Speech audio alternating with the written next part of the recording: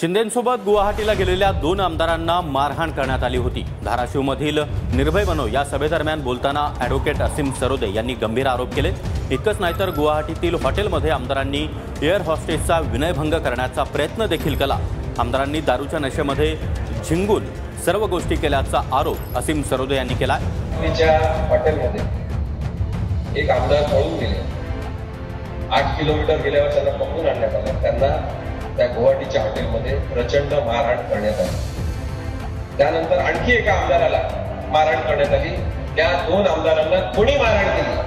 गुवाहाटीमध्ये ज्या हॉटेलमध्ये थांबले होते तर ग्राहकांना इतर कस्टमरला तिथे परवानगी नव्हती, परंतु स्पाइस जेट आणि इंडिगो या 2 एअर कंपन्यांनी आपले काही रूट्स बुक केलेले होते। आधीपासून त्याच्याशी त्यांचा वर्षाचा कॉन्ट्रॅक्ट झालेला होता, जिथे वरच्या मजल्यावर काही एअर होस्टेसेस राहत होत्या।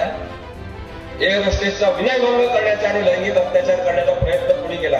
महाराष्ट्राने शोधलं पाहिजे। दारूच्या नशेत झिंगत असलेले नेते तर या पैशाचा खेळ आता महाराष्ट्रात चालू द्यायचा आहे।